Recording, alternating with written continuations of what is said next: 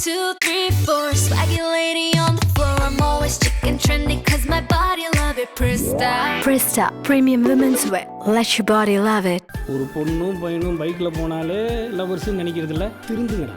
டுகே பாய், என்னோட சினிமா எக்ஸ்பீரியன்ஸில் சொல்கிறேன், ட்ரையாங்கிள் லவ் ஸ்டார்ட் ஆகியே தீரும். வெளிப்படையாக இருக்கிறதெல்லாம் உண்மை ஆகிடும். உண்மை சில நேரம் வெளிப்படையாகவும் இருக்கிறது இல்லை சார். லவ் பண்ணுறீங்க. நீ கேயா? பொதுமக்களுக்காக திரையிடப்பட்ட ஸ்பெஷல் பிரீமியரில் அமோக வரவேற்பு பெற்று உங்களை பரவசப்படுத்த ஃபயர் உலகெங்கும் உங்கள் அபிமான திரையரங்குகளில் பிப்ரவரி 14 முதல். ஹாலிடேஸ்னாலே அது நம்ம ஜிடி ஹாலிடேஸ் தான். GT holidays, South India's #1 travel brand. You know you are special when you're with GT Holidays.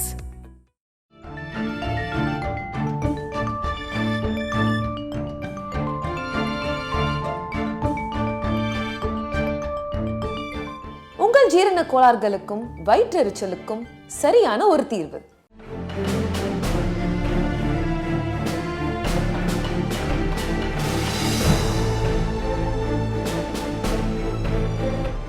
இப்போ 3 நல்ல நல்ல படங்கள் இந்த வாரம் கேரளா இருக்கு சார். ஒரு படம் கூட வரைக்கும் ஓட்டிட்டு இப்படி ஒரு அபாயகரமான சூழ்நிலை தான் ஜூன் மாதத்துலேருந்து டோட்டலாக ஸ்ட்ரைக் பண்ணணும் அப்படின்ற ஒரு நிலைமைக்கு கேரளா திரையுலகத்தை புஷ் பண்ணிட்டு அப்படின்னு நினைக்கிறேன். திரையரங்கு க்ளோஸ் பண்ண தான் முடிவு பண்ணிட்டாங்க, இன்னொரு பக்கம் படப்பிடிப்பையும் க்ளோஸ் பண்ண தான் முடிவு பண்ணிட்டாங்க. கேரளா ஃபிலிம் இண்டஸ்ட்ரி சொன்னது நிறைய தமிழ் சினிமாவுக்கும் பொருந்தும். அவங்க என்ன சொல்ல வராங்கன்னா, இன்னைக்கு லீடிங் நடிகர்கள் 60% பட்ஜெட்டில் அவங்க சம்பளமாக கேட்குறாங்க. ஸோ ஒரு காலகட்டத்தில் 10லேருந்து 20% தான் ஹீரோனுடைய சம்பளமாக இருக்கும். இன்னைக்கு இது 60% மாறினது மிகப்பெரிய பிரச்சனையை உண்டாக்கியிருக்கு கேரளா சினிமாவுக்கு. அடுத்தது அவங்க என்ன பண்ணாங்க சார், திரை ரசிகர் என்ன சொல்லுவாங்க, இந்த படத்தில் ரொம்ப பிரபலமாக சிவாஜி நடிச்சிருந்தாரு, பத்மி நடிச்சிருந்தாரு, விஜயகுமார் நடிச்சிருக்காரு, அஜித் நல்லா நடிச்சிருக்காரு, இப்படி இருந்தது. இப்போ அதெல்லாம் போய் விஜய் படம் 200 கோடி ரூபாய் விற்றுருக்காங்க, 225 கோடி ரூபா தான் பண்ணும்போது தெரியுது, 80 கோடி தான் பண்ணும்போது 20 கோடி லாஸ். இதெல்லாம் இந்த கணக்கு ஏன் இவங்க பேசுகிறாங்க தெரியலன்னு இதில் பெரும்பாலான கணக்கு போய் சார். இது காரணம் அவங்கள மட்டும் நம்ம சொல்ல முடியாது, பேசுகிறவங்கள மட்டும் சொல்ல முடியாது.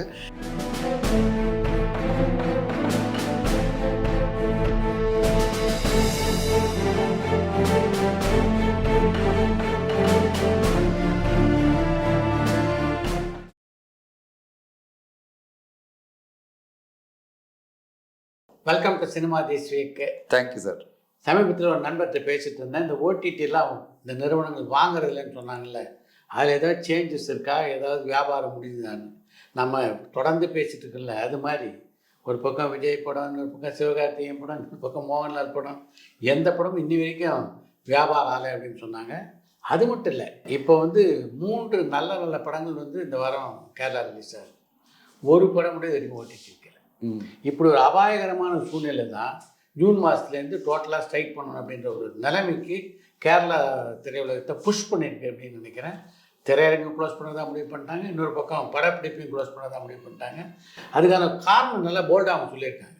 அது ஒன்று ஜிஎஸ்டி சுமை, அதுக்கப்புறம் லோக்கல் பாடி டேக்ஸ், இந்த 2 டேக்ஸ் சுமையாக இருக்குது. 3வது நடிகர்களுடைய சம்பளம் அபரிமிதமான சம்பளமாக இருக்குது. அதே மாதிரி டேரக்டர்ஸ் அதையும் ஸ்ட்ரைட்டாகவே கோட் பண்ணியிருக்காங்க. இந்த சம்பளத்தில் இருந்தால் கொடுத்துட்டு எங்களால் மீளவே முடியல, அதனால் எங்களுக்கு இது ஒன்று தான் வழி அப்படின்ற மாதிரி தான் இருக்குது இப்போ. சார், கேரளா ஃபிலிம் இண்டஸ்ட்ரி சொன்னது நிறைய தமிழ் சினிமாவுக்கும் பொருந்தும். அவங்க என்ன சொல்ல வராங்கன்னா, இன்னைக்கு லீடிங் நடிகர்கள் 60% பட்ஜெட்டில் அவங்க சம்பளமாக கேட்குறாங்க, 60%. ஸோ ஒரு காலகட்டத்தில் 10லேருந்து 20% தான் ஹீரோனுடைய சம்பளமாக இருக்கும். இன்னைக்கு இது 60% மாறினது மிகப்பெரிய பிரச்சனையை உண்டாக்கியிருக்கு கேரளா சினிமாவுக்கு. அடுத்தது அவங்க என்ன பண்ணாங்க சார், இந்த லாஸ்ட் 2 மாதத்தில் வெளியான எல்லா படங்களுடைய பாக்ஸ் ஆஃபீஸ் கலெக்ஷனை டிக்ளேர் போட்டாங்க. அநியாயம். எப்படி டிக்ளேர்னா 2,83,90,000 அப்படின்னு போட்டுவிட்டு ஷேர் எவ்வளோ வந்ததுன்னு போட்டு விட்டாங்க. அதனுடைய பட்ஜெட் என்னன்னு சொல்லிட்டு ப்ரொடியூசர்கிட்ட வாங்கி போட்டாங்க. இப்போ இந்த பட்ஜெட்டுக்கும் ஷேருக்குமே சம்பந்தமே இல்லை. நிஜம் முகம் இன்றைய கதாநாயகன் நிறைய பேருக்கு நம்ம நாட்டில் தெரியலன்றதான் முக்கியமான விஷயம். அதை விட என்ன சொல்றாரு, பேப்பர்ல வருது இல்ல 100 கோடி அதை தான் நம்பிட்டு இருக்காங்களே தவிர அதனுடைய உண்மை முகம் தெரியல. கரெக்ட். அதை விட அவர் எக்ஸ்போஸ் பண்றாரு.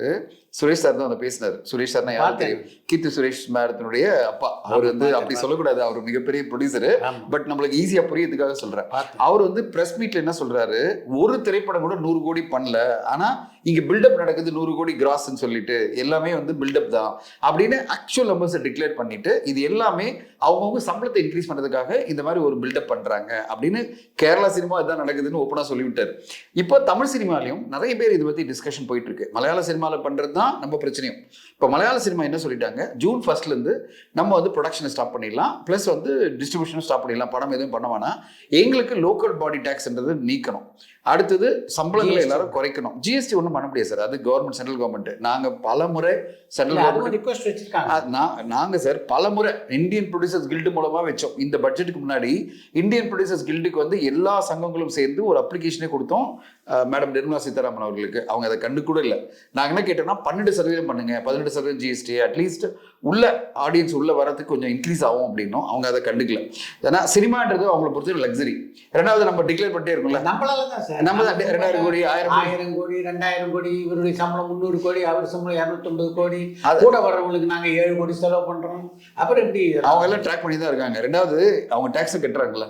இப்போ அவங்களுக்கு தெரியும் இவ்வளோ நடிகர் வந்து ஒரு இவ்வளோ டேக்ஸ் கட்டுறாருன்னா அப்போ இவ்வளோ சம்பளம் வராம வராதா. அவங்க மனப்பான்மை எப்படி இருக்குன்னா எல்லாருக்குமே இவ்வளோ சம்பளம் வருதுன்னு நினைச்சிட்டு இருக்காங்க. பிரச்சனை அதாவது சினிமா ப்ரொடியூசர்ஸ் எல்லாம் ரொம்ப நல்லா இருக்காங்க போல இருக்கு, அதனால தான் இவ்வளோ டேக்ஸ் கட்டுறாங்க அப்படின்னு நினைச்சிட்டு அவங்க 18% கேட்டுட்டே இருப்பாங்க, அதை இக்னோர் பண்ணுங்க அப்படின்ற மாதிரி போயிட்டாங்க. என்னை பொறுத்தவரையும் இந்த ஜிஎஸ்டின்றது ஒன்றும் நடக்காது சார், அது மாற்ற முடியாது, அது கவர்மெண்ட் வந்து இதை டச் பண்ண மாட்டாங்க. இந்த லோக்கல் பாடி டேக்ஸ்ன்றது டபுள் டாக்ஸேஷன். ஏன்னா ஆல்ரெடி நம்ம வந்து ஜிஎஸ்டி கட்டிட்டு இருக்கோம், பிளஸ் டேலண்ட்டுக்கு ஜிஎஸ்டி கட்டிட்டு இருக்கோம். இப்படி ஒரு மல்டி டாக்ஸ்ல ஒரு சிஸ்டத்துல நீங்க திருப்பி வந்து ஒரு டாக்ஸ் சார்ஜ் பண்றது ரொம்ப அதிகம், லோக்கல் பாடி டாக்ஸ். இது இன்னைக்கு பாத்தீங்கன்னா தமிழ்நாட்டிலையும் கேரளாவில் மட்டும்தான் இருக்கு, வேற எங்குமே லோக்கல் பாடி டாக்ஸ் கிடையாது.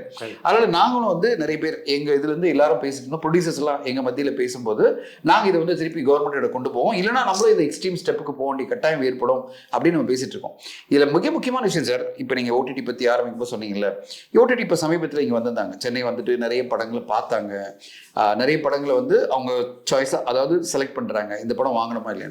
அவங்க என்ன சொல்றாங்கன்னா எங்களுக்கு சப்ஸ்கிரிப்ஷன் வர மாட்டேங்குது, பைரசி அவ்வளவு பெருசா வருது. இப்போ அவங்க ஒரு பாயிண்ட் சொல்றாங்க.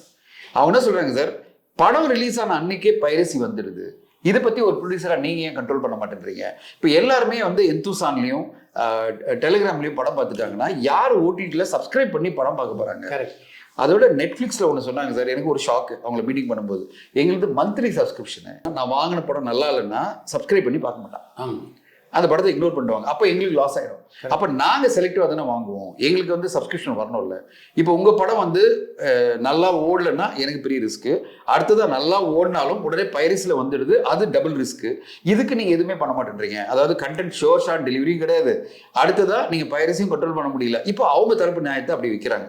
இப்போ எல்லா தரப்புலையும் பிரச்சனை போயிட்டு இருக்கு. இதுதான் ஆக்சுவலி எதார்த்தம். இப்போ இவங்க வாங்கலன்ற நெகட்டிவாக சொல்றதை விட இப்போ நாங்கள் எல்லாருமே ப்ரொடியூசர்ஸ் பேசுறதுன்னா இந்த பைரசி என்பதை கண்டிப்பாக நம்ம கண்ட்ரோல் பண்ணி ஆகணும். ஓடிடி சொல்றாங்க, நீங்க எங்கிட்ட வித்துட்டு சொல்லிட்டு இக்னோர் பண்ண முடியாது, நீங்க பொறுப்பெடுத்துட்டு எனக்கு வர வரையும் பைரசி வராமல் நீங்க தடுக்கணும். நீங்க எப்படியாவது எனக்கு படம் நான் 30 நாள்லயோ இல்லை 48 நாள்லயோ போடுற வரையும் பைரசி வரக்கூடாது. இதுல வந்து அரசாங்கம் வந்து சென்ட்ரல் கவர்மெண்ட் முன் வந்து முனைப்போட வேலை செய்யணும். என்னன்னா ஒரு காலகட்டத்தில் தமிழ் சினிமாவை முழுவதுமாக அழிச்சதுன்னா அந்த திருட்டு விசிடி, அந்த திருட்டு வீடியோ வந்து எதிர்த்து அவ்வளோ போராட்டம் பண்ணணும். கரெக்ட். இந்த நெட்வொர்க்கில் வந்து ரிலீஸ் பண்ணுறதை பொறுத்த வரைக்கும் அரசாங்கம் நினைச்சா நிச்சயமா பண்ணலாம். ஏன்னா நெட்வொர்க் தான் கொடுக்குறாங்க. இந்த எவ்வளோ நெட்வொர்க் நீங்கள் வந்து கொடுக்குறீங்க, உங்களுக்கு ஒரு பக்கம் ஏர்டெல் இருக்கு, இன்னொரு பக்கம் ஜியோ இருக்கு, இவங்க மூலம் தானே வராங்க அவங்க. கண்டிப்பாக இவங்களை வந்து நீங்கள் வந்து ஒரு ஒரே இரும்புக்காரன் வச்சுட்டு சொன்னீங்கன்னா கண்டிப்பாக நிச்சயமாக ஸ்டாப் பண்ணலாம். அரசாங்கம் வந்து இவ்வளோ டேக்ஸ் கலெக்ட் பண்ணணும்னு நினைக்கிறாங்கல்ல சினிமா துறையில், கரெக்ட், கோடிக்கணக்கில் எல்லாரும் இன்கம் டேக்ஸ் கட்டுறாங்க, ஜிஎஸ்டி கட்டுறாங்க, அதுக்கு அரசாங்கம் வந்து பதிலுக்கு இதை பண்ண வேணாம். கண்டிப்பாக எனக்கு தெரிஞ்சு ஆல் இண்டியா லெவலில் அரசாங்கத்திட்ட வந்து இன்னும் சரியாக சொல்லணும்னா ஒரு பேரணியும் கூட போகலாம். எனக்கு தெரியும். இன்ஃபேக்ட் அதுதான் நாங்கள் நெக்ஸ்ட் ஸ்டெப்பாக எடுத்துகிட்டு இருக்கோம். ஆல் இண்டியா லெவலில் எல்லா ப்ரொடியூசர்ஸுமே வந்து ஆன்டி பைரசியாக மிகப்பெரிய ஒரு ஸ்டெப் எடுக்கணும் தான் போயிட்டு இருக்கோம். ஆனால் டைம் எடுக்குது சார், அந்த ப்ராசஸ்க்கே டைம் எடுக்குது. ஆனால் எந்த மாதிரி சோகமான ஒரு சுச்சுவேஷன் சொல்கிறேன், படம் வெளியாகிறதுக்கு முன்னாடி நம்ம வந்து ஹைகோர்ட்டுக்கு போகிறோம், லாயர் மூலமாக செலவு பண்ணி அகெயின்ஸ்ட் ஆர்டர் வாங்குகிறோம். ஹைகோர்ட் வந்து ஆர்டர் பண்ணுது, கிட்டத்தட்ட இத்தனை நெட்வொர்க்ல இந்த படம் வரக்கூடாதுன்னு சொல்லி தடை போடுது சார். மறுநாள் காலையில படம் முடிஞ்ச ஃபர்ஸ்ட் ஷோ முடிஞ்சோன்னே HD குவாலிட்டியில வருது படம். அப்புறம் இது எங்க வருது, எப்படி வருது? அதாவது ஒண்ணுமே லாபம் இல்லாம போகுது. அப்ப கோர்ட்டுக்கு போறதே வேஸ்டா தான் போயிட்டு இருக்கு. நான் என்ன திருப்பி இப்போ இந்த சமீபத்தில் கேட்டாங்க, நான் சொன்னேன் அதெல்லாம் வேணாங்க, நம்ம படத்துக்கு போய் கோர்ட் ஆர்டர் வாங்கி ஒரு பிரயோஜனம் இல்லை. நீங்க வாங்கிட்டு வந்து வச்சாலும் ஒரு ஷோ முடிஞ்சது பைரசில வந்துடுது. நீங்க என்ன பண்றீங்க வச்சுக்கிட்டு? ஒண்ணுமே பண்ண முடியாது. இப்போ இந்த ஆர்டர் வச்சுக்கிட்டு நான் யார் மேல ஆக்ஷன் எடுக்கிறது? அதை சென்ட்ரல் கவர்மெண்ட் தான் ஆக்ஷன் எடுக்கணும். ஸோ இப்போ பைரசி என்பது ஓடிடி நிறுவனங்களுக்கே த்ரெட்டா போயிட்டு இருக்கனால அவங்க என்ன சொல்றாங்க, நாங்க செலக்டிவா வாங்குறோம், உங்க படம் சூப்பர் டூப்பரா இருந்தா வாங்குறோம். இப்போ அவங்க கண்டிஷன் போட ஆரம்பிச்சிட்டாங்க. இப்போ ஓவராலாவே திரையரங்கு மக்கள் வர்றது குறைஞ்சி போச்சு. மலையாள சினிமா சொல்லுது சார், திரையரங்கு படங்கள் வருது, மக்கள் வருது குறைஞ்சி போனது தான் இவ்வளோ லோயஸ்ட் கலெக்ஷனா இருக்கு கடந்த 2 மாசமா. 1-2 படம் தான் தப்பிச்சிருக்குன்னு அப்படின்னு சுரேஷ் சொல்றாரு. இப்படிப்பட்ட சூழ்நிலையில நீங்க சம்பளத்தெல்லாம் இவ்வளவு கேட்டீங்கன்னா நாங்க எப்படி எஃபோர்ட் பண்ண முடியும்? அதுவும் 95% படங்கள், 90% மேல படங்கள் வந்து தோல்வி இந்த 2 மாசத்துல. அதுதான் வந்து இண்டஸ்ட்ரி ஒரு மாதிரி பயம் வந்துருச்சு, அலாமிங்கா இருக்கு. 90-95% படங்கள் தோல்வி எழுந்தா நாங்க எப்படிங்க சர்வை பண்றது அப்படின்ற ஒரு பயத்துல தான் அவங்க பண்றாங்க. இதை தான் நம்ம லாஸ்ட் எபிசோட்ல சொல்லியிருந்தோம். ஜனவரி மாசம் இப்போ நீங்க பாத்தீங்கன்னா 2 படம் தான் நம்மளுக்கு வந்து தெரிய இருக்கு. ஒண்ணு வந்து மதகஜராஜா, இன்னொன்று வந்து குடும்பஸ்தன். இப்போ இது எப்படி இண்டஸ்ட்ரி 26 கேரள படவுலையை ஒட்டி அதை தொடர்ந்து தென்னிந்திய படவுலகம் எல்லாமே அதில் ஜாயின் பண்ணலாம் ஸ்ட்ரைக்குன்னு ஒரு கோரிக்கையை வளர்த்துக்கிட்டு தமிழ் படவுலகமும் ஸ்ட்ரைக் பண்ணலாம் அப்படின்னு ஒரு மூவ்மெண்ட் நடந்துகிட்டு இருக்கு. எந்த அளவு சக்சஸ் இல்லை, டிஸ்கஷன் போயிட்டு இருக்கு. இதை எப்படி இம்ப்ளிமெண்ட் பண்ணலாம்? என்ன காரணம்னா, இப்போ நம்ம தமிழக அரசு கிட்ட கொண்டு போய் சேர்க்கணும் இந்த விஷயத்தை. சார் நீங்க LBT வச்சுட்டு நாங்க இருக்கிற சூழ்நிலை LBT நீங்க 8% சார்ஜ் பண்ணீங்கன்னா ஆடியன்ஸ் ஏற்கனவே உள்ள வர மாட்டேன்றாங்க. இதெல்லாம் அவங்களை வந்து டிஸ்கரேஜ் பண்ணுது. அடுத்த கட்டமா பைரசிக்கு எதிராக சென்ட்ரல் கவர்மெண்ட் இதெல்லாம் நம்ம பண்ணாதான் ஓரளவாவது பண்ண முடியும். அடுத்தது மிக முக்கியமானது கண்டென்ட். அவங்க கண்டென்ட் ஸ்ட்ராங்கா இல்லைன்னா அவங்க வந்து கன்சிடர் பண்ண மாட்டேன்றாங்க. இப்போ அவங்க பிசினஸ் கட்டு பார்க்கணுன்றாங்க.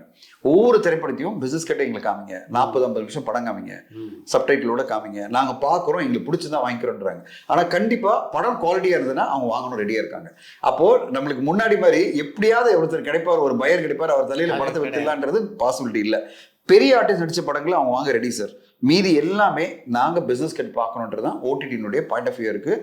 இது வந்து அமேசான் இந்த மாதிரி மீதி நிறுவனங்கள்லாம், ஜி அண்ட் விஜய் டிவி, ஹாட்ஸ்டார்லாம், நெட்ஃபிளிக்ஸை பொறுத்தவரையும் 2025க்கான எல்லா படத்தையும் வாங்கிட்டாங்க. அதாவது அவங்களுக்கு தேவைப்படுற படத்துல வாங்கிட்டாங்க. இப்போ 2026 வாங்குறாங்க ஓவர். அதாவது நாங்க ஸ்லேட்டை முடிச்சிட்டோம், இப்போ 2026 வாங்க போறோம். இப்போ நீங்க ஏதாவது படத்தை கொண்டு போனீங்கன்னா அவங்க சொல்றது எப்போ வரப்போகுது படம், இந்த வருஷமா அப்ப வேண்டாம், ஏன்னா 2025 ஸ்லேட்டு முடிஞ்சிச்சு, 2026 வாங்குறேன்றாங்க. இப்படிப்பட்ட ஒரு சிக்கலான சூழல் தான் இந்தியன் சினிமாவே இருக்கு. தமிழ் சினிமா மட்டும் இல்லை, மலையாள cinema, Telugu cinema, Tamil cinema, இப்படிப்பட்ட ஒரு சிக்கலான சூழல் இருக்குதா நம்மளுக்கு வந்து அடுத்த கட்டம் போறது பிரச்சனையா இருக்கு. இப்படிப்பட்ட சூழ்நிலையில இந்த திரை விமர்சனங்களுடைய போக்கு இருக்குல்ல, அது கூட மாறணும்னு நினைக்கிறேன். முன்னெல்லாம் நான் பல முறை நம்முடைய நிகழ்ச்சியில் சொல்லியிருக்கேன். திரை ரசிகர்கள் சொல்லுவாங்க, இந்த படத்துல ரொம்ப பிரபலமா சிவாஜி நடிச்சிருந்தாரு, பத்மி நடிச்சிருந்தாரு, விஜய் ரொம்ப நடிச்சிருக்காரு, அஜித் நல்லா நடிச்சிருக்காரு, இப்படி இருந்தது. இப்போ அதெல்லாம் போய் விஜய் படம் 200 கோடி ரூபாய் விற்றுருக்காங்க, 225 கோடி ரூபா தான் பண்ணும்போது தெரியுது, 100 கோடி ரூபாய் விற்றுருக்காங்க, 80 கோடி தான் பண்ணும்போது 20 கோடி லாஸ். இதெல்லாம் இந்த கணக்கு ஏன் இவங்க பேசுகிறாங்க தெரியலன்னு. இதில் பெரும்பாலான கணக்கு போய் இண்டஸ்ட்ரியில் இருக்கவங்க பேசுறதுக்கே கரெக்டாக, இண்டஸ்ட்ரியில் இருக்கவங்களுக்கே சரியான கணக்கு தெரியல. அந்த ப்ரொடியூசர் எவ்வளோ செலவு பண்ணிருக்காரு, எவ்வளோ வந்திருக்கு, எவ்வளோ நஷ்டமோ லாபமோ தெரியல. அப்படி இருக்கும்போது எங்கே இருந்தோ இது வந்து புற்றீசல் மாதிரி கிளம்பி எல்லா படத்துக்கும் பட்ஜெட் இவங்களே சொல்கிறாங்க, எவ்வளோ வசூல் சொல்கிறாங்க, நடிகர் சம்பளம் சொல்கிறாங்க. இதெல்லாம் வந்து எந்த ஆதாரமும் இல்லாமல் பரப்பப்படுகின்ற செய்திகள் இருக்க. இது வந்து ஒரு அனாவசியமான ஒரு பிம்பத்தை, ஒரு படத்தை பற்றி, இந்த படத்தில் வந்து ஒரு 100 கோடி ரூபா லாஸு ப்ரொடியூசருக்கு ஒரு பிம்பம் கிரியேட் ஆச்சுன்னா அந்த படத்தை பார்க்க ஜனங்க எப்படி வருவாங்க தியேட்டருக்கு? சார் இது வந்து காரணம் அவங்கள மட்டும் நம்ம சொல்ல முடியாது, பேசுகிறவங்கள மட்டும் சொல்ல முடியாது. நிறைய யூடியூப் சேனல் வந்துடுச்சு சார். எல்லாருக்குமே ப்ரோக்ராம் தேவைப்படுது, ஏதாவது ஒரு தமிழில் தேவைப்படுது சார். அதுக்காக வந்து இல்லை இப்போ தயாரிப்பாளர் போடுறது இல்லை சார். நான் நிறைய பேர்கிட்ட யூடியூப் சேனல்லாம் பேசுகிறேன், ஏங்க தமிழில் நீங்கள் இப்படி இவ்வளோ நெகட்டிவாக வைக்கிறீங்க? நான் பாசிட்டிவான விஷயம் சொல்லியிருக்கேன், ஆனால் நீங்கள் நெகட்டிவான ஒரு விஷயம் தமிழில் வைக்கிறீங்கன்னா இல்லைன்னா வராது சார், உள்ள வியூஸ் வராது. இப்போ பல யூடியூப் சேனல் வந்து எப்படியாவது ஒரு விஷயத்த எடுத்துடணும், அதை வந்து நம்ம வந்து தமிழில் வச்சு இது வந்து பெரிய லெவலில் ரீச் பண்ணணும்னு நினைக்கிறதோடு தான் எல்லாருமே அப்படி ஆளால். இப்போ நீங்கள் ஒன்றுமே இல்லை, யூடியூப் சேனலில் போய் அப்படியே ஒரு லிஸ்ட் பாருங்களேன், எதெல்லாம் இப்போ ஸ்ட்ரீம் ஆயிருக்குன்னு பார்த்தீங்கன்னா அதில் பல பேர் யாருன்னே நான் பார்த்ததில்லை. சில பேர் வந்து ப்ரொடியூசர்னு ஒரு பேர் ஒருத்தர் காமிச்சாங்க சார், அவர் எந்த படம் எடுத்தாரு எனக்கே தெரியாது, அவர் நிறைய வீடியோ கொடுத்துட்டே இருக்காரு, அவர் நிறைய பேசுறாரு, அதனால எல்லாருமே சொல்றாங்க அவர் வீடியோ எல்லாம் பார்க்குறாங்க அப்படின்னு. எனக்கு வந்து கிரெடிபிலிட்டியே இல்லாமல் நிறைய பேர் பேசிட்டு இருக்காங்க. அது மாதிரி பல பத்திரிகையாளர்கள் அப்படின்னு சொல்லிட்டு பல பேர் வந்து இண்டஸ்ட்ரியில், நான் பத்திரிகையாளராக நான் எந்த ப்ரெஸ் மீட்லையும் பார்த்ததில்லை. இப்போ இதுல ரெகுலரா பேசுறவங்க நான் நிறைய பேர் பார்த்திருக்கேன். அவங்களாம் பல வருஷமா நான் மீடியால பார்த்திருக்கேன். ஆனா இப்போ திடீர்னு வந்த பல பேர் பார்த்தீங்கன்னா பத்திரிகையாளர்னு சொல்றவங்களாம் பார்த்தீங்கன்னா யாரா இவரை நான் எங்கேயுமே பார்த்தது இல்லையே. ஏன்னா நானும் 20 வருஷம் இருக்கேன். ப்ரெஸ் மீட்லாம் அவங்க மீட் பண்ணியிருப்பேன். அவங்க முகம் எனக்கு அவ்வளோ ஈஸியா மறந்துருக்க முடியாது. இவர் எப்படி இதெல்லாம் பேசுறாரு, மூத்த பத்திரிகையாளர்னு வேற சொல்றாங்க அவங்கள. இப்போ இப்படி நிறைய பேர் வந்த பிறகு இவங்களுக்கெல்லாம் கண்டென்ட் எப்படின்னா, யாராவது ஒருத்தர் சொல்றதை உடனே இவங்க கண்டென்ட் பண்ணிடுறாங்க. அவர் ஒன்று சொன்னார், இவர் ஒன்று சொன்னார், இதை வச்சு இவங்க ஒரு கண்டென்ட் பண்ணிட்டு இவங்களே ரிசர்ச்சே பண்ணாம பேசுறாங்க. இப்போ ரிசர்ச் பண்ணாதது தான் இவ்வளோ பொய்யான தகவல் எல்லாம் பரப்பப்படுது. இதை ஊடகங்களும் என்கரேஜ் பண்ணுது, யூடியூப் சேனலும் என்கரேஜ் பண்ணி இதை வந்து நம்ம வந்து பெருசாக பேசினா ஆட்டோமேட்டிக்காக நிறைய பேர் பார்ப்பாங்க. சார், என்னுடைய பிரதர் வந்து, என்னுடைய எல்டஸ்ட் பிரதர் வந்து ஒரு பள்ளிக்கரில் இருக்காரு. அவர் வந்து அவரும் அவரோட ஃப்ரெண்ட்ஸை வந்து ஈவினிங் ஆனால் உட்காந்து பேசுறது என்னன்னா, யூடியூப் சேனலில் வர வீடியோ வச்சுட்டு எனக்கு கால் பண்ணி, என்னடா இவ்வளோ லாஸ் ஆச்சுமே இந்த படம், என்னடா இவ்வளோ ஆயிடுச்சுமே இந்த இண்டஸ்ட்ரி அப்படின்னு சொல்லுவார். ஆனால் செக் பண்ணார். ஆனால் என்ன உனக்கு வேலை வெட்டி இல்லையா, இதெல்லாம் போய் நம்புறே அப்படின்னா, இல்லடா இதெல்லாம் யூடியூப்ல இது வந்துட்டா அவர் பேசியிருக்காரா இவர் பேசியிருக்காரா, அது எப்படி அவர் போய் சொல்லுவார், இவனுக்கு அவரை பத்தி என்ன தெரியும் அப்படின்னா, ஓ அப்படி கேட்குறியா, அப்படி அவரை பத்தி தெரியாது. இப்போ நிறைய வீடியோ வருது இல்லை வருது. இப்போ நிறைய வீடியோ வர்றதே ஒரு கிரெடிபிலிட்டி ஆயிடுச்சு. இப்போ அந்த ஒரு மனுஷர் வந்து நிறைய பேசுறாருன்றது, யாரோ ஒருத்தர் அவர் நிறைய பேசுறாரு போது இவர் சொல்றதெல்லாம் உண்மைதான் சார். பேசிக்கலாக ஒரு பத்திரிகை செய்தியோ இல்லை வீடியோவில் ஒரு தகவல் வரும்போது யார் எத்தனை பேர் இதை கவுண்டர் செக் பண்ணி உண்மையெல்லாம் பார்ப்பாங்க. அது காத்து வாக்கில் கேட்டு போகிறாங்க. 10 இடத்துல இது கேட்கும்போது அது உண்மைதான் மனசில் பதிஞ்சு. இல்லை அது 10 வாக்கில். ஏன்னா இவர் பேசுறத வச்சு இன்னொருத்தர் பேசுறாரு, அவர் பேசுறது இன்னொருத்தர் பேசுறாரு. ஒரே நாள்ல சார் மனசுல எல்லாருக்கும் என்னதான் இவங்க ஒரு பிம்பத்தை உருவாக்கிடுறாங்க. அதாவது இந்த படம் ஒரு பெரிய ஃபிளாப் பண்ணு. இந்த நேரத்தில் நம்ம இந்த டாபிக்ல போனதுட்டு நான் சொல்றேன் சார், நான் எல்லாருக்குமே யூடியூப் சேனல்களுக்கும் இது மாதிரி நிறைய தனியாக யூடியூப்ல பேச எல்லாருக்கும் வேண்டுகோளை வைக்கிறது என்னன்னா, ஒரு 4 நாட்கள் நீங்க ரிவ்யூ பண்றது அன்னைக்கு கூட பண்ணுங்க, தப்பு இல்லை. 4 நாட்கள் இந்த அனாலிசிஸ் எல்லாம் பண்ணாதீங்க படத்தை. இதுதான் நான் கோரிக்கையா ஒரு இன்டர்வியூல நான் சொல்லி, படத்தின் வசூலை பத்தியோ அதுல நடந்த நிகழ்வுகளை பத்தியோ நீங்க எதுவுமே பேசாதீங்க. வீக்கெண்ட் விட்டுட்டு மண்டே அன்னைக்கு உங்களுக்கு அதனுடைய ஃபேட் தெரிஞ்சிடும். இந்த படம் வந்து சக்சஸா ஃபெயிலியர் மண்டே தெரிஞ்சிடும் சார். சார் ஃப்ரைடே சாட்டர்டே லெவலில் மண்டே அன்னைக்கு 20% வந்துச்சுன்னா அது பிறகு அந்த படத்தை காப்பாற்றே முடியாது. உண்மைதான், கரெக்டுங்களா? அது பிறகு அது எழுந்து நடக்கவே முடியாது. அது பிறகு டியூஸ்டேலேருந்து நீங்கள் பேசுங்க, உங்களை வாயை மூடிட்டு எல்லாரும் கேட்போம். என்ன காரணம்னா அது உண்மை. படம் வந்து பயங்கரமா எப்படியுமே எந்திரிக்க போறது. நீங்க என்ன பேசினாலும் ஒன்றும் பிரச்சனை இல்லை. ஆனா அந்த உயிர் பிழைக்கக்கூடிய வாய்ப்புல இருக்க படத்தை கெடுத்துறாதீங்க. நான் இதுதான் சொல்றேன். அதாவது ஓரளவாவது வீக்கெண்ட் கலெக்ஷன் வரும், ஓரளவாவது அந்த படம் சஸ்டெயின் பண்றதுக்கான வாய்ப்பு இருக்கும்போது வீக்கெண்ட் மட்டும் பேசாதீங்க. நீங்க ரிவ்யூ மட்டும் நாங்க தடுக்கல, யாருமே தடுக்கல சார். ஃப்ரைடே அன்னைக்கு நீங்க போடுங்க, இல்லை தேர்ஸ்டே போடுங்க. ஆனா அது பிறகு 4 நாள் கழிச்சு கொடுக்குறோம். அதாவது மண்டே பிறகு நான் கொடுக்குறேன். மண்டே கலெக்ஷனை பார்ப்போம், மண்டே ஈவினிங் வந்து கொடுக்குறேன். ஏன்னா மண்டே மத்தியானம் மேலே தெரிஞ்சிடும் இது வந்து சர்வே ஆகுதா இல்லை அந்த படம் காலியான. ஏன்னா அட்லீஸ்ட் ஒரு 4 நாட்கள் அந்த படத்துக்கு வாழறதுக்கு வாய்க்க கொடுங்களேன், வாழறதுக்கு ஒரு வாய்ப்பு கொடுங்க. அந்த 4 நாட்கள் நியூட்ரலான ஆடியன்ஸாக வரட்டும். ஆடியன்ஸு அவனுக்கு ஆல்ரெடி ஒரு பிம்பத்தை உருவாக்கிட்டு இந்த படம் காலி, இந்த படம் மொத்தமாக போயிடுச்சு, இவ்வளோ பெரிய லாஸ் ஆயிடுச்சு, இவ்வளோ பெரிய பிரச்சனை ஆயிடுச்சுன்னு நீங்கள் பல விஷயத்த சொல்லிட்டீங்கன்னா 4 நாளில் அவன் உள்ளே வர மாட்டாங்க. கரெக்ட். அதாவது நியூட்ரலா வெயிட் பண்ணிட்டு இருப்பாங்கல்ல, அதாவது பதில் மேல் போட ஆடியன்ஸ், போலாமா வானவா போலாமா, அவங்க சட்டையை பிடிச்சி இதாச்சு போலாமா வான நினைச்ச ஆடியன்ஸ் எல்லாம். எனக்கு ஒரு ஃப்ரெண்டு என்னுடைய கமெண்ட்ல போட்டிருக்காரு சார், எனக்கு நான் ஃபேஸ்புக்ல போட்டு உடனே கமெண்ட்ல போடுறாரு, நான் படம் 4 பேர் போடணும்னு நினைச்சோம், இந்த வீடியோ பார்த்தாலும் நாங்கள் போடுறது நிறுத்திட்டோம்ப்பா அப்படின்னு. 800 ரூபாய் காலி, அப்படியே 800 ரூபாய் போயிடுச்சு. அப்படியே சொல்றாரு. 800 ரூபாய் அவர் சேவிங், அவர் 800 ரூபாய் சேவிங், இவ்வளோ வீடியோஸ் வந்துருச்சுப்பா, நான் போல, நீ பாட்டு இப்படி பேசிட்டு இருக்க அப்படின்னு என்ன சொன்னார். நீ பாட்டு இவ்வளோ பாசிட்டிவா சொல்ற, பட் ஆனால் இவ்வளோ நெகட்டிவ் வந்தவொடனே நான் போல அப்படின்னு எனக்கு சொல்றாரு. நான் சொன்னேன் சார் படத்தை பார்த்துட்டு அப்புறம் எனக்கு கமெண்ட் கொடுங்க அப்படின்னு நான் அவர்கிட்ட சொன்னேன். இப்போ இதுதான் எல்லா ஊடகத்துக்கும் நான் சொல்றது, ஊடகங்களுக்கும் பிளஸ் ஊடகத்தில் பேசுற எல்லா பத்திரிகையாளருக்கும் நான் கோரிக்கை தான் சொல்ல முடியும். ஏன்னா ஆளாளுக்கு உங்களுடைய நெசசிட்டி ஒன்று இருக்கலாம், நீங்க பேசணுன்ற கம்பல்ஷன் இருக்கலாம், இல்லை ஏதோ ஒரு விஷயம் ரீசன் இருக்கலாம். ஆனா நீங்க பேசுறது இது இண்டஸ்ட்ரியில நம்ம இருக்கோம், இந்த இண்டஸ்ட்ரியை நம்ம வந்து என்ன சொல்ல மொத்தமா டெஸ்ட்ராய் பண்ணாம 4 நாட்கள் கொஞ்சம் பெனிவிலண்டா, கொஞ்சம் கன்சிடரேஷன் தான். சரி சார் 5ஆம் தேதியிலிருந்து பேச வரேன் சார், என்னால் இஷ்டப்படி பேசுவோம், பேசுங்க சார், யாரும் உங்களை தடுக்கவே இல்லை. ஏன்னா இது டெமோக்ராட்டிக் வேர்ல்ட், நீங்க எல்லாம் பேசலாம், உரிமை இருக்கு. ஆனா 5 நாட்கள் பிறகு 4 நாள் பிறகு பேசினா ஒன்னும் ஆயிடப்படுறது. இதே டாபிக் இதே மாதிரி தான் வியூஸ் வரும், இன்னைக்கு மட்டும் இல்லை. இப்படிப்பட்ட சூழ்நிலையில் பார்த்தீங்கன்னா வர வாரம் 7 படம் வரப்போகுது. 7ஆ 8ஆ தெரியல சார், இன்னும் அது வந்து ஆட் ஆகும் போல தெரியுது. ஆமா சார், இப்போ நம்ப மாட்டீங்க, நாங்கள் வந்து ஃபர்ஸ்ட் வந்து காதல் என்பது பொது உடைமை வந்து முதல்ல 2 மாசம் முன்னாடி February 14, ஏன்னா அந்த டைரக்டர் ப்ரொடியூசர்ஸ் எல்லாம் ஜியோ பேபி, இந்த கிரேட் இண்டியன் கிச்சன், அப்புறம் காதல் அப்படின்னு படம்லாம் எடுத்த ப்ரொடியூசர் என்ன வேலண்டைன்ஸ் டே ஒட்டி படத்து டைட்டில்ல காதல் இருக்கு அப்படின்னு அவர் சொன்னார். நான் அந்த படத்தை வந்து படம் பார்த்து எனக்கு பிடிச்சி போயிட்டு நான் மொத்தமாக படத்தை ரைட்ஸ் எடுத்துட்டு நான் வந்து அப்போதுலேருந்து 2 மாசத்துல ப்ரொமோட் பண்ணிட்டு இருக்கேன். அடுத்ததான் வந்து எனக்கு 1 மாசம் முன்னாடி ஜனவரி மாசம் பிகினிங்ல இவர் வந்து கொடுக்குறாரு, யாரு சுசீந்திரன் சார் என்ன சொல்றாரு, இந்த படம் பாருங்கன்னாரு. எனக்கு ரொம்ப பிடிச்சிருந்தது. படம் ரொம்ப எனக்கு பிடிச்சதுன்னா புதுமையான ஒரு அட்டெம்ப்டா இருந்தது. இது யூத்து கனெக்ட் ஆகக்கூடிய வாய்ப்பு இருக்கு. எனக்கு பிடிச்சிருந்தது என்னோட பர்சனல் ஒப்பீனியன். பட் ஆனால் யூத்துக்கும் கனெக்ட் ஆகணும் ஒரு நம்பிக்கை வந்தது. சரி சார் நம்ம படத்தை ரிலீஸ் பண்ணலாம் சார் February 14 அப்படின்னாரு. சார் எதுக்கு சார் February 14? ஏற்கனவே ஒரு படம் பண்ண போறேன் சார். அது வேற ஜானர் படம், இது வேற ஜானர் படம், லவ் தான். ஆனா இது 2K லவ் ஸ்டோரி, உங்களுக்கு வந்து மெச்சூர்டான ஒரு லவ் ஸ்டோரினார். ஓகே சார் நம்ம பண்ணிக்கலாம். இல்லை அது பிறகு 10-15 நாள் சார் 2 படம் தான் எல்லாரும் பேசிட்டே இருக்காங்க சார். திடீர்னு லாஸ்ட் வீக் நம்ப மாட்டீங்க 6 படம் அனௌன்ஸ் பண்ணுது sir. February 14 baby and baby fire அப்படின்னு டக்கு 14th. நான் ஒண்ணுமே புரியல. எங்க February 14 என்ன பொங்கல் ஃபெஸ்டிவலா? கவுண்டமணி படம். நான் கேட்கறது எல்லாருமே February 14 வரதுக்கு அது என்ன பொங்கல் ஃபெஸ்டிவலா இல்ல தீபாவளி ஃபெஸ்டிவலா இல்ல 5 நாள் லீவ் இருக்கா? ஏன் இப்படி வராங்க? இதுல உங்களுக்கு இன்னொரு நெருக்கடி என்னன்னா ஏற்கனவே வந்து விடாமுயற்சி ஓடிட்டு இருக்கு. அதனால திரையரங்கு கிடைக்கிறதுக்கான வாய்ப்பு கம்மி, ரொம்ப கம்மி சார். ஷோஸ் கிடைக்கிறதே ரொம்ப கம்மி. அப்போ எதுக்கு யார் கம்பல்ஷன்ல எதுக்காக இப்படி ரஷ் பண்ணி வரீங்க? இதுக்காக தான் நான் வந்து ப்ரொடியூசர் கவுன்சிலுக்கு நாங்கெல்லாம் ஒரு ரிக்வெஸ்ட் வச்சோம். நாங்கள் என்ன சொன்னோம், நம்ம எல்லாருமே சங்கங்கள்லாம் சேர்ந்து நடப்பு தயாரிப்பு சங்கம் எல்லாருமே ரிக்வெஸ்ட் வச்சோன்னா சார் நம்ம வந்து விரைவில் ஒரு ரிலீஸ் ரெகுலேஷன் கொண்டு வரணும். 4 படம் மேலே ஒரு வாரத்தில் அலோவ் பண்ணக்கூடாது. அதை வந்து நம்ம கைட்லைனாக வச்சுக்கிட்டு நம்மளும் ஆப்ரேட் பண்ணலாம் நாங்கள் ரிக்வெஸ்ட் வச்சோம். இன்னும் ப்ரொடியூசர் கவுன்சில் அதுக்கான டெசிஷன் எடுக்கல. அதாவது நம்ம வந்து தனிப்பட்ட முறையில் ஒரு சங்கம் யாருமே பண்ண முடியாது சார். எல்லாரும் சேர்ந்து தான் பண்ண முடியும். பயணிக்கணும்னா எல்லா சங்கங்களும் ஒருங்கிணைஞ்சு பண்ணாதான் நடக்கும். நாங்கள் அவங்ககிட்ட கோரிக்கை வச்சது என்னன்னா சார் இமீடியட்டாக வாங்க நம்மலாம் சேர்ந்துட்டு டிஸ்ட்ரிபியூட்டர் அசோசியேஷன் சொல்லிட்டாங்க தெரியுமா, எக்ஸிபியூட்டர் அசோசியேஷன்ல நீங்கள் மெயில் பண்ணுற 4 படத்தை ரிலீஸ் பண்ணுறோம், மீதி படத்துக்கு நாங்கள் ஷோ கொடுக்க மாட்டோம், ஆனா நீங்க மெயில் பண்ணுங்கன்றாங்க. நாம தனிப்பட்ட முறையில் எப்படி மெயில் பண்ண முடியும்? ஒரு சங்கம் பண்ண முடியாது, இன்னொரு தாய் சங்கமும் ஒத்து வந்தாதான் நம்ம பண்ண முடியும். இப்ப நாங்க அவங்ககிட்ட என்ன கோரிக்கை வைக்கிறோம் சார், நம்ம யார் சென்சர் பண்ணாங்கலாம் வேணாம், யார் ஃபர்ஸ்ட் ரிலீஸ் டேட் அனௌன்ஸ் பண்ற 4 பேரோ 4 பேர் கொடுத்து விட்டுலாம்.